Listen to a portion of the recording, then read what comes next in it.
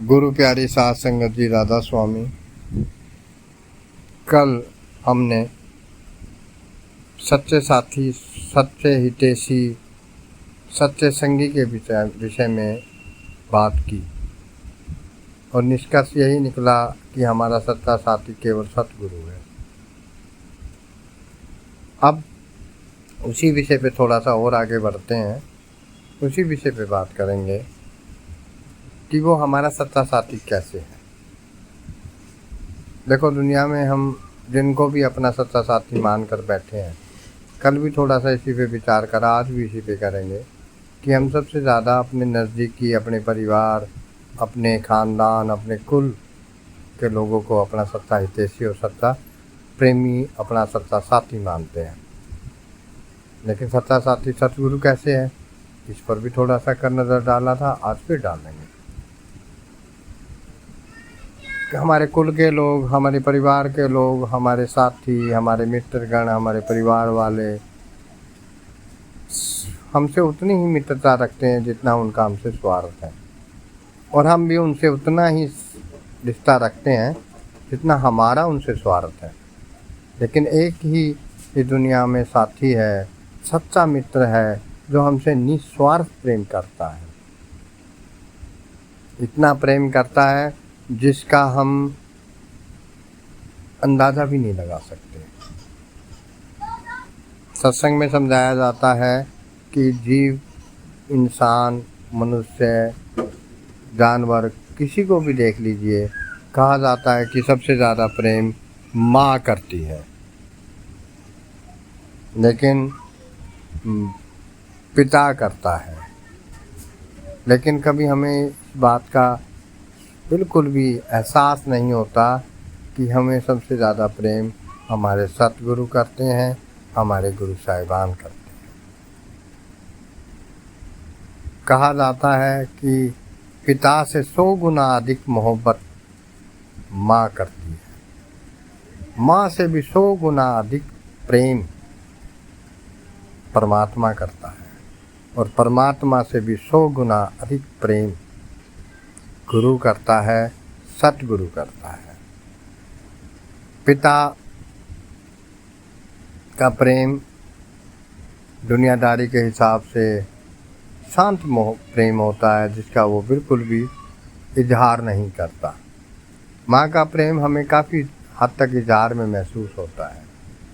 परमात्मा हमारे ख्याल रखता है, हमारा ध्यान रखता है, वो भी करता है। लेकिन सतगुरु का प्रेम अथाह, निर्मल और बहुत ही ऊंचे दर्जे का होता है। इस चीज़ को समझने के लिए हमें अंतर में जाना पड़ता है। जब हम अंतर में जाते हैं तब हम इन चीज़ों को समझ पाते हैं। माँ हमें कितना भी प्रेम कर ले, लेकिन हमारे कर्मों का हिसाब कोई नहीं कटवा सकता, कोई नहीं भुगत सकता, कोई उनका साथी नहीं बन सकता। न माँ न पिता। परमात्मा हमारे कर्मों का हिसाब ले रहा होता है। वो भी हमें इसमें कोई रहमत नहीं देता, कोई छूट नहीं देता, कोई दया नहीं देता कि हम अपने कर्मों का हिसाब ना दें, उन्हें हटा दिया जाए। केवल सतगुरु ही होता है जो हमारे कर्मों को जहाँ सूली का भुगतान देना हो, उसे केवल सुई के जरिए निकाल देता है। वो इतना प्रेम करता है कि हम उनके दर्शनों मात्र से ही पता नहीं कितने कर्मों का निवेरा कर चुके होते हैं। लेकिन वो दर्शन कौन से हैं? संत हमें समझाते हैं कि भाई वो अंतर के दर्शन है। फ़ायदा हमें बाहर के दर्शनों का भी होगा, क्योंकि इन बाहर के दर्शनों को करके ही हम अंतर में जा सकते हैं। इन बाहर के दर्शनों को ही हम अंतर में समेट सकते हैं। बार बार संतों के दर्शन करना, उनके उपदेश को सुनना, उनके वचनों को सुनना हमारे जीवन में बहुत बहुत फ़ायदे करते हैं। मगर हम अंतर्मुख नहीं हो पाते। हमारी हालत इतनी ज़्यादा दुनिया के इस वक्त के जीव की इतनी ज़्यादा ख़राब है कि हम अंतर्मुख नहीं हो पाते। हमें कई बार तो ऐसा लगता है कि अंतर में जाना हमारे लिए है ही नहीं। हम उस परमात्मा को अंतर में कभी महसूस ही नहीं कर सकते। कितनी भी कोशिशें कर रहे हैं, लेकिन हम उस अवस्था में कभी नहीं पहुंच सकते जहां हमें आंतरिक सुख प्राप्त हो। मगर बिल्कुल भी ऐसा नहीं है।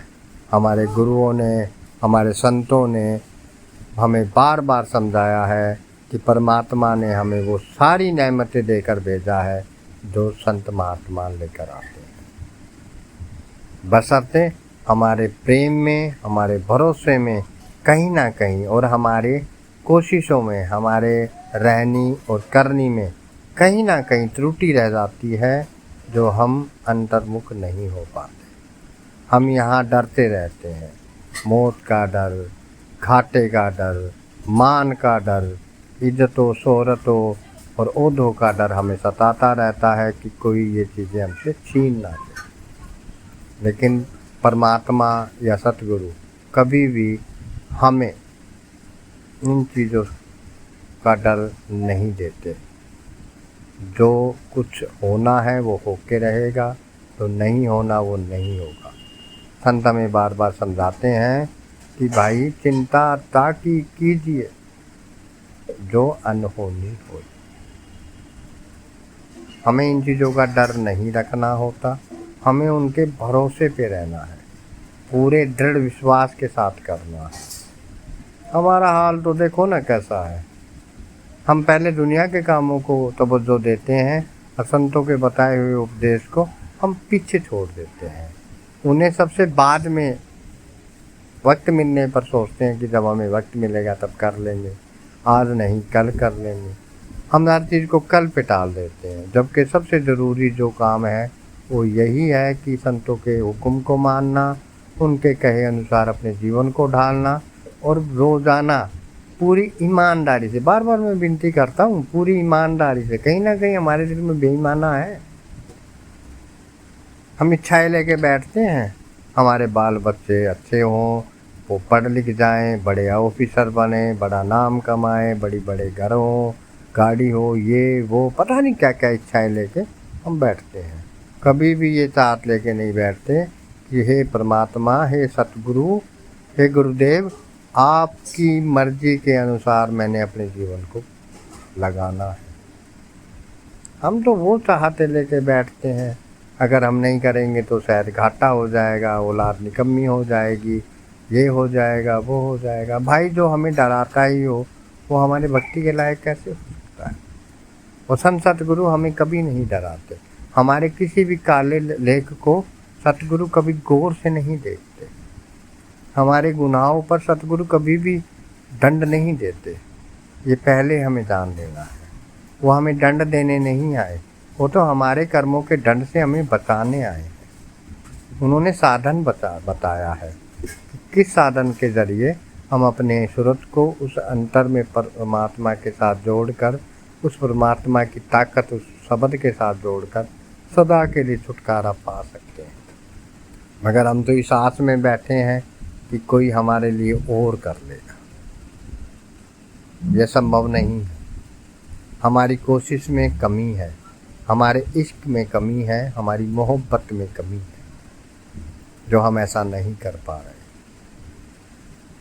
कल की विनती भी यही थी, आज भी यही है कि अगर हम उसे अच्छा अपना सबसे हितैषी मानते हैं, सबसे प्रिय मित्र मानते हैं, अपना पिता मानते हैं, अपना गुरु मानते हैं, उसका कहना नहीं मानते, तो फिर हम क्या उनको अपना मानते हैं? क्या हम ये नहीं जानते कि हमसे सबसे ज़्यादा प्यार कौन करता है? क्या हमें ये आज तक महसूस नहीं हुआ कि उनके बिना हमारे जीवन में कुछ नहीं है? जब हम भजन बंदगी करते हैं, जब हम उस मालिक के हुक्म में रह के उस बताए हुए मार्ग पे चलने की कोशिश करते हैं और हम अंतर में उस परमात्मा को महसूस नहीं कर पाते, तो कहीं ना कहीं त्रुटि है ना, कहीं ना कहीं तो कोई कमी है।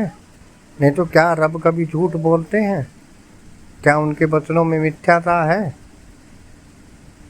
विचार करना भाई। उन्होंने जब कहा है आपका स्वार्थ भी बनाएंगे, परमार्थ भी बनाएंगे, तो उनकी बातें कोई हमारी तरह मिथ्या वचन नहीं है। उनके वचन तो कुल मालिक के वचन है। और हम अपने कुलों की बात कर रहे हैं। एक जगह वाणी में आता है कि मान करे तो अपने कुल की, शुद्ध भूले सतगुरु के कुल की। कि भाई अपने परिवारों, अपने मान की बात कर रहे हो, अरे मिटा दो अपने आप को भाई। सतगुरु कह रहे हैं मिटा दे अपनी हस्ती को। अगर मालिक से मिलना चाहता है तो ये शरीर के दर्द, ये दुनिया की चिंताएं, ये काम धंधे की टेंशनें, ये मौत का डर निकाल के एक तरफ रख।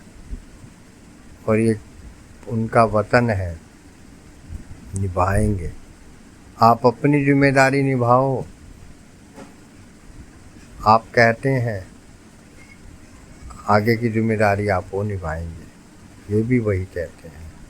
हम समझना नहीं चाहते, हम सिर्फ उनके वचनों के अलग अलग तरीके से मतलब निकालते हैं। अरे सीधा बता रहे हैं, कोई दुल की वाणी से कोई अलग से कोई भाषा लेके नहीं बोल रहे। हमारी भाषा में हम अबोध बालक को अबोध बालक बन के बात कर रहे हैं। परमात्मा होके हम जैसा मानव बन के बात कर रहा, हमें प्रेम से समझा रहा है। ये मौका बार बार नहीं मिलेगा। भजन बंदगी करना बड़े ऊंचे भाग हैं। मैं बार बार विनती करता हूँ, बार बार एक ही बात करता हूँ कि भाई भजन बंदगी करनी है।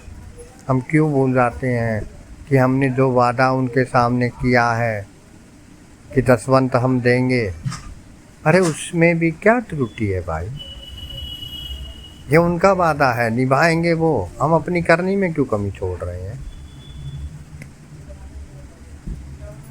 ये किताबी ज्ञान, ये सब ज्ञान धरे रह जाएंगे भाई। नतीजा अपनी करनी का मिलेगा। एक्सपीरियंस अपना होना चाहिए। परमात्मा के वचनों को मान के उस एक्सपीरियंस को जोड़ो। वो तो बार बार कह रहे हैं जब तक रिश्ता नहीं जुड़ेगा हम संशय में रहेंगे। और जब तक संशय है सवाल है, संशय खत्म सवाल खत्म।